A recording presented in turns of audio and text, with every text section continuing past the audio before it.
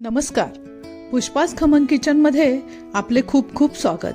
आज आपण बनवणार आहोत हिरव्यागार आळूच्या पानाची खमंग, पौष्टिक, स्वादिष्ट, चवीने जबरदस्त आणि आरोग्यासाठी खूपच फायदेशीर आपल्या घरातील अगदी साधे मसाले वापरून बनवली जाणारी ही पारंपरिक रेसिपी. वेगवेगळ्या गावामध्ये या भाजीचे नाव वेगवेगळी आहेत. काही जण आळूचे फतफते म्हणतात, काही ठिकाणी आळूचा गरगट्टा म्हणतात. आम्ही आळूची भाजी असंच म्हणतो. आता हळूहळू थंडी वाढू लागली आहे. शरीराला ऊर्जा, ताकद देणाऱ्या भाजीमध्ये आळूची भाजी व्हिटॅमिन, आयर्न आणि फायबरने भरलेली असल्यामुळे शरीराला ताकद आणि पचनाला हलकी आहे. अशी ही परिपूर्ण भाजी आहे. साहित्याची यादी सोबत दिली आहे. चला तर आपण ही भाजी बनवायला घेतलेली आहे. चिंचेमध्ये भिजत घातले मी अर्धा तास झाले. ही अगदी बारीक कट करून घ्यायचे. त्याची देठ सुद्धा वरची साल काढून कट करून घ्यायचे. 2 तास अगोदर हरभऱ्याची डाळ भिजत घातली होती, अर्धी वाटी आहे. शेंगदाणे मुठभर 2 तास अगोदर भिजत घातले. चवीपुरतं मीठ घेतलेलं आहे. फोडणीसाठी जिरे, चवीपुरता गूळ, अर्धा टीस्पून हळद घेतले, 2 टेबलस्पून बेसनचं पीठ घेतले, 4 हिरव्या मिरच्या, लसूण आणि चिंच भिजत घालून घेतल्या. प्रथम आळूची पाने स्वच्छ धुवून मोठ्या बाउलमध्ये पाणी घेऊन त्यामध्ये आळूची पानं अर्धा तास चिंच घालून बुडवून ठेवायचे आहे. चिंच घालून ठेवल्याने घशाला खवखव होत नाही. ही स्टेप मुळीच चुकवू नये. आता आळूच्या पानाची देठं काढून त्याच्यावरील सालं काढून घ्यायची आहे, व्हिडिओमध्ये दाखवल्याप्रमाणे. कारण या भाजीमध्ये आपण ही देठं बारीक चिरून घालणार आहोत. फक्त साल वेगळं काढायचं आहे.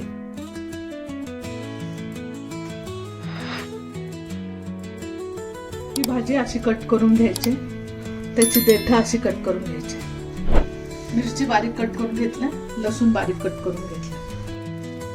आता प्रथम कुकर घेऊया. यामध्ये चिरलेली भाजी, कट केलेले देठ, शेंगदाणे, भिजवून ठेवलेली हरभऱ्याची डाळ आणि भिजत घातलेली चिंच यामध्ये घालून घेऊया आणि अंदाजाने ग्लासभर पाणी यामध्ये ओतूया. आता एक अर्धा टीस्पून हळद टाकून घेऊया. आता कुकरचे झाकण लावून मध्यम गॅसवर 3 शिट्ट्या देऊन घेऊया.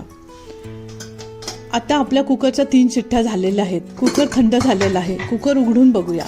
भाजी खूपच छान शिजली आहे. ही भाजी चांगली एकसारखी करून घेऊया. आता गॅसवर जाडबुडाची कढई ठेवूया. यामध्ये 2 टेबलस्पून तेल घालूया. तेल चांगले गरम झाले की यामध्ये अर्धा टीस्पून जिरे घालून घेऊया. जिरे चांगले तडतडले की यामध्ये मिरची आणि त्यापाठोपाठ लसूण सुद्धा घालूया. मिरची आणि लसूण चांगले सोनेरी कलरवर परतून घेऊया.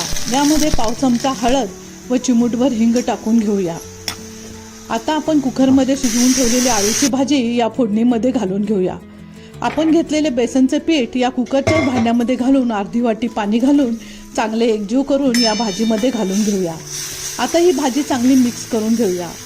आता या भाजीमध्ये चवीपुरते गूळ आणि मीठ घालून घेऊया. गूळ घातल्यामुळे भाजीची चव खूपच लज्जतदार होते. आता यामध्ये कोथिंबीर घालून घेऊया. बघा, ही भाजी किती छान दिसत आहे आणि बेसनचे पीठ घातल्यामुळे अगदी एकसंध झालेली आहे. ही भाजी चपाती, भाकरी, भातासोबत खूपच चविष्ट लागते. तेव्हा ही भाजी तुम्ही नक्की बनवून बघा. खूपच पौष्टिक आणि पारंपरिक रेसिपी आहे. आता आपली भाजी अगदी परफेक्ट झालेली आहे. बघा किती सुंदर सुवास येत आहे. चिंच गूळ घातल्यामुळे आंबट गोड चवीची भाजी सर्वच लहान थोर मंडळीच्या आवडीची होईल. आता ही भाजी बाउलमध्ये काढून घेऊया. लहान मुलांना पालक, मेथी आवडत नाही, मात्र ही भाजी खूपच आवडीने खातील. कारण या भाजीची चव अप्रतिम आहे. अशी ही आळूची पानांची पारंपरिक व अतिशय गुणकारी आणि चविष्ट भाजी तुम्हाला कशी वाटली ते कमेंटमध्ये नक्की सांगा. आजच घरी बनवा आणि साऱ्या कुटुंबाला खाऊ घाला. ही रेसिपी आवडली असेल तर लाईक, शेअर, सबस्क्राईब नक्की करा.